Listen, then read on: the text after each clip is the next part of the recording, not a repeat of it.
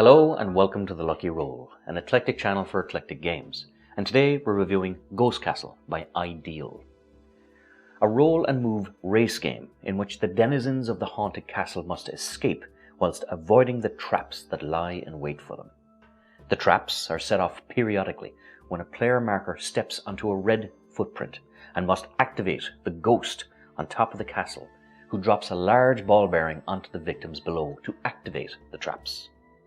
The traps include various pitfalls such as a falling axe, a portrait that springs out onto victims, a pipe that shoots out the ball bearing, and a descending stairway where every step is danger on the way down.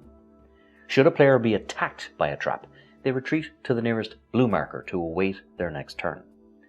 The first player to get both their markers out of the haunted castle wins.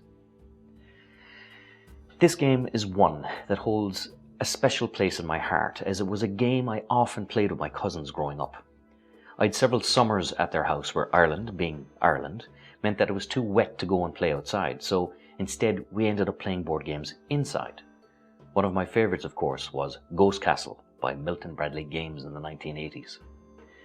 It's a game I remember fondly every Halloween, and one I always idly promised to get for myself one of these days. Well, one of these days finally came, when I came across a lovely little toy store in Liscarroll, County Kerry called McGillicuddy's. A beautiful little store I genuinely urge you to check out. Ghost Castle, however, I have to confess, was an impulse buy, because when I saw it, it sparked a wave of memories and nostalgia for summers gone by, and before I knew it, I was already reaching for my wallet. This is a game that initially came out in 1970 under the name Witch by Joseph M. Burke and was published by Milton Bradley Games. In this version, players turned into mice from the fright they got from the traps.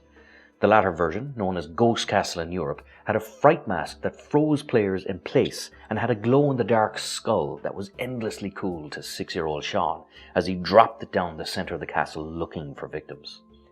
Other iterations of the game include editions where it was known as Haunted House, and a licensed version where the game was set in the guise of the real GHOSTBUSTERS universe, where the Ghostbusters themselves were the ones who had to escape the haunted house. The latest version retains many of the classic traps, but as players guide 2 markers through the castle as opposed to just the one. Whilst the game itself is simple, the design and engineering that went into this latest version of the game genuinely surprised me as to its ingenuity. The board is not a separate piece to the game, but is actually the box itself. It also has lids circumnavigating the board so that when the large ball bearing flies out the trap, it doesn't skitter off the table under the nearest couch, never to be seen again. The components are well made and snap together quite well, and the ghost dropper at the top of the castle prevents cheating, as players can't aim the ball down the castle tower trying to spring a certain trap, as often happened in my youth and led to multitudes of squabbling and accusations of cheating. Another clever mechanic is that regardless of whether the player marker fell over or not, they still retreat back several spaces to the nearest blue marker, which again would have been useful in my youth, as it would have mitigated endless arguments of it counts, yes it does, no it doesn't, yes it does, no it doesn't.